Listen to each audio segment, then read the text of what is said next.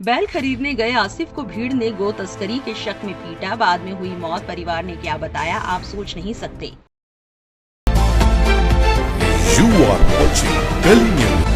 राजस्थान के भीलवाड़ा में गौ तस्करी का आरोप लगाते हुए भीड़ ने 32 साल के आसिफ पर हमला कर दिया था। 4 दिन बाद अस्पताल में उनकी मौत हो गई। ये घटना 15 और 16 सितंबर की दरमियानी रात को हुई। आसिफ मध्य प्रदेश के मंदसौर जिले के मुल्तानपुरा गांव के निवासी थे। बीबीसी से फोन पर बातचीत में आसिफ के ममेरे भाई मंजूर पेमला ने बताया, मेरे भाई को गो तस्करी के शक की वजह से लगभग 14-15 लोगों ने पहले तो खूब मारा, उसके पैसे छीन लिए। फिर वही लोग कह रहे हैं कि गलती मेरे भाई की है। मेरा भाई सिर्फ पशु खरीदने गया था। भीलवाड़ा के पुलिस अधीक्षक धर्मेंद्र सिंह ने बीबीसी हिंदी को बताया कि इस मामले में अब तक 5 लोगों को गिरफ्तार किया गया है। भीलवाड़ा के पुलिस अधीक्षक धर्मेंद्र सिंह का कहना है कि इस मामले में SIT का गठन किया गया है। उन्होंने कहा, हमें खबरियों के नेटवर्क से इस घटना की सूचना मिली थी। त्वरित कार्रवाई करते हुए अब तक 5 लोगों की गिरफ्तारी की गई है।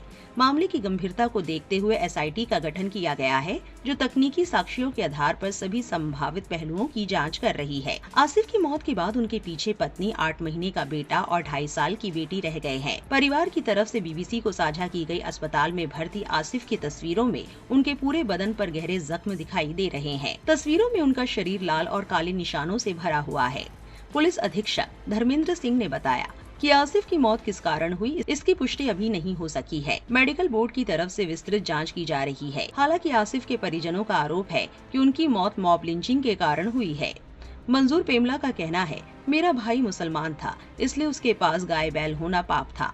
वो खेती के लिए पशु खरीदने गया था। उसकी जगह कोई हिंदू भाई होता तो ये घटना नहीं होती। मंजूर की ओर से दर्ज कराई गई FIR की कॉपी बीबीसी हिंदी ने देखी है। FIR के अनुसार आसिफ अपने साथी मोहसिन के साथ 16 सितंबर को मंदसौर से राजस्थान के भीलवाड़ा आए थे। वो लांबिया रायला पशु मेले से बैल खरीद कर लौट रहे थे।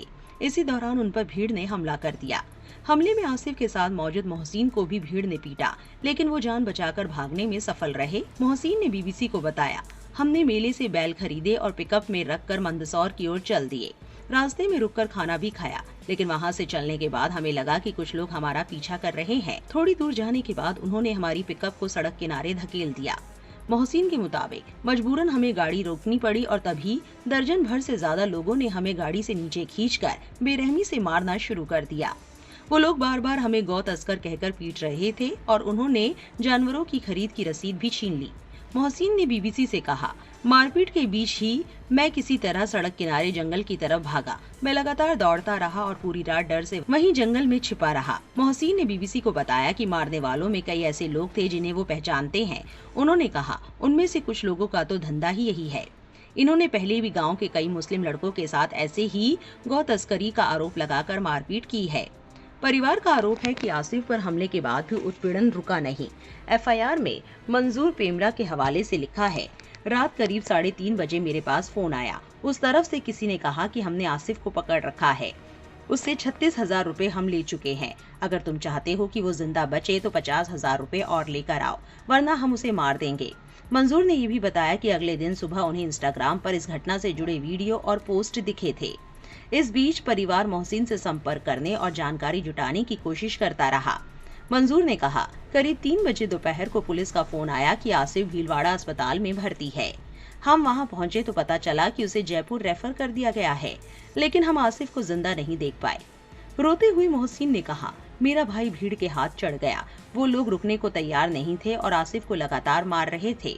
आसिफ चिल्लाता रहा और मैं जंगल की ओर भागता रहा। इस वारदात को लेकर कई लोगों ने सोशल मीडिया पर प्रतिक्रिया दी है। शाहिद हसनैन नाम के एक एक्स यूजर ने आरोप लगाते हुए लिखा, ये सब घटनाएं इसीलिए हो रही है कि हत्या करने वालों को कहीं न कहीं संरक्षण प्राप्त है, नहीं तो ऐसा बार बार होना मुमकिन ही नहीं है। इशरत खान नाम की एक एक्स यूजर ने लिखा, ये डरावनी हकीकत आजाद भारत की है जो बहुत भयावह है। इंसानों के भेष में हमारे बीच ज़ोंबी चल रहे हैं। जमील खान नाम के एक शख्स ने लिखा, मोदी हुकूमत में बहुत से आसिफ मारे गए, गौ रक्षक अब गौ तस्कर बन गए हैं। भारत में मॉब लिंचिंग की घटनाएं कोई नई नहीं है। पिछले 1 दशक में गौकशी या गौ तस्करी के शक में हिंसा के कई मामले सामने आए हैं। आपकी इस मामले को लेकर क्या राय है, कमेंट में जरूर लिखें और इस वीडियो को ज्यादा से ज्यादा शेयर करें।